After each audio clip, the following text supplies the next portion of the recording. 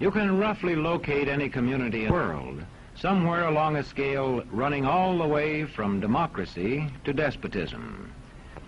One to the democracy end, another somewhere in the middle, and a third. Let's find out about despotism. This man makes it his job to study these things.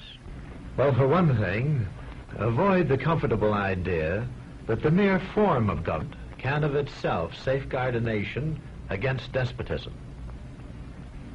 Germany, under President Hindenburg, was a republic. And yet in this republic, an aggressive despotism took root and flourished under Adolf Hitler. When a competent observer looks for signs of despotism in a community, he looks beyond fine words and noble phrases. For which it stands, one nation, indivisible, with liberty and justice for all. Many observers have found that two workable yardsticks help in discovering how near a community is to despotism: the respect scale and the power scale. A careful observer can use a respect scale to find how many citizens get an even break. As a community moves towards despotism, respect is restricted to fewer people. A community is low on a respect scale if common courtesy is withheld from large groups of people on account of their political attitudes. If people are rude to others because they think their wealth and position gives them that right, or because they don't like a man's race or his religion.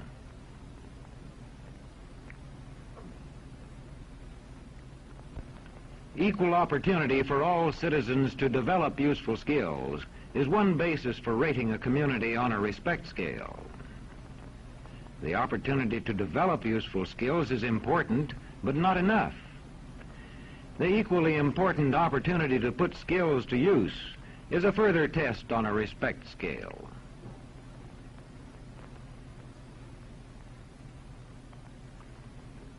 A power scale is another important yardstick of despotism. It gauges the citizens' share in making the community's decisions.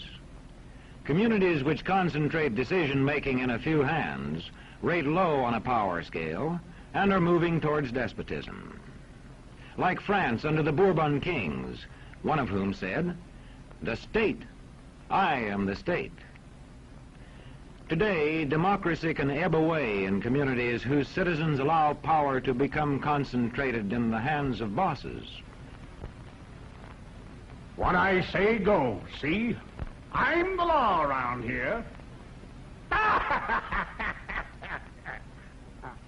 The test of despotic power is that it can disregard the will of the people. It rules without the consent of the governed.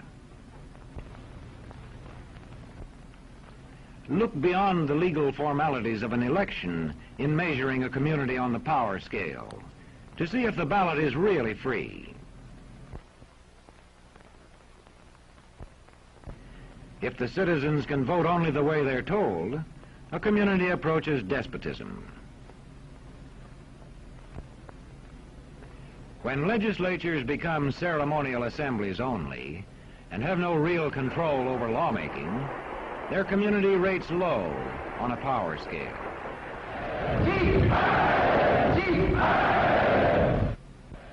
In a downright despotism, opposition is dangerous, whether the despotism is official or whether it is unofficial.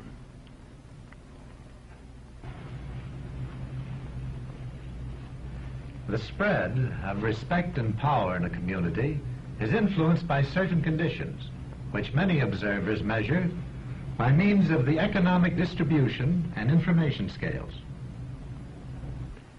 If a community's economic distribution becomes slanted, its middle-income groups grow smaller, and despotism stands a better chance to gain a foothold.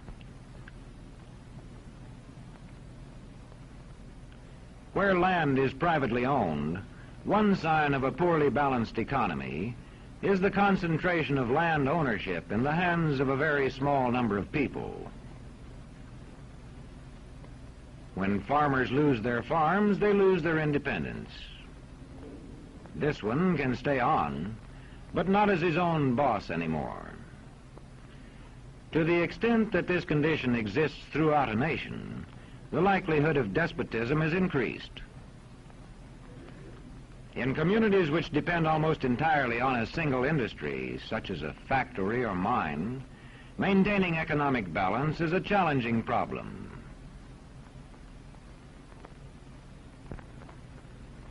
If this condition exists over the nation as a whole, so that the control of jobs and business opportunities is in a few hands, despotism stands a good chance.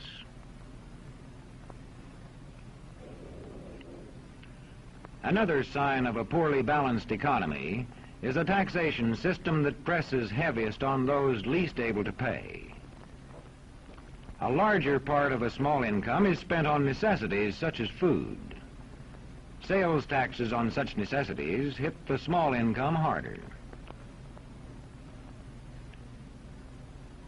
In the days of the salt tax, feudal despotisms were partly sustained by this and other effects.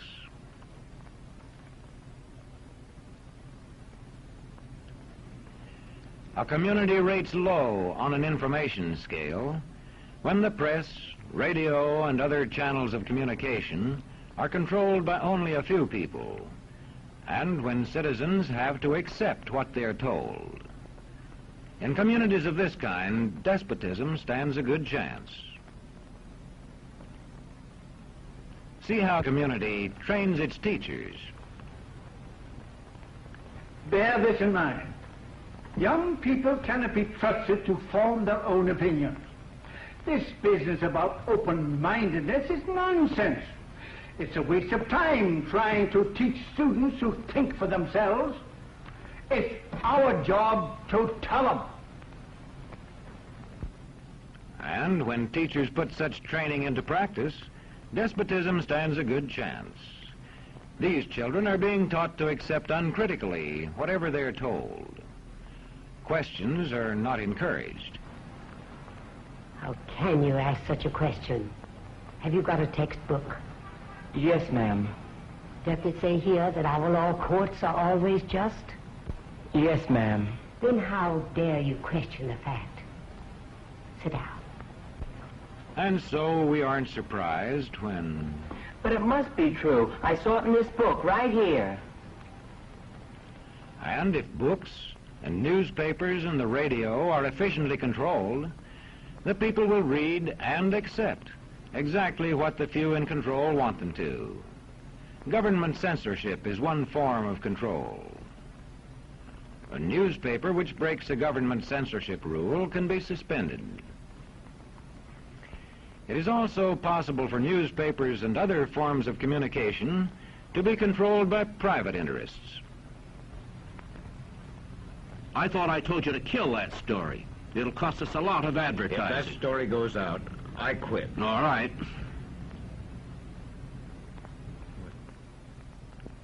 What sort of community do you live in? Where would you place it on a democracy-despotism scale? To find out, you can rate it on a respect scale and a power scale. And to find out what way it is likely to go in the future, you can rate it on economic distribution and information scales. The lower your community rates on economic distribution and information scales, the lower it is likely to rate on respect and power scales, and thus to approach despotism.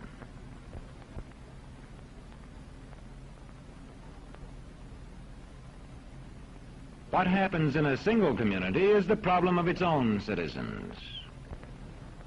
But it is also the problem of us all, because as communities go, so goes the nation.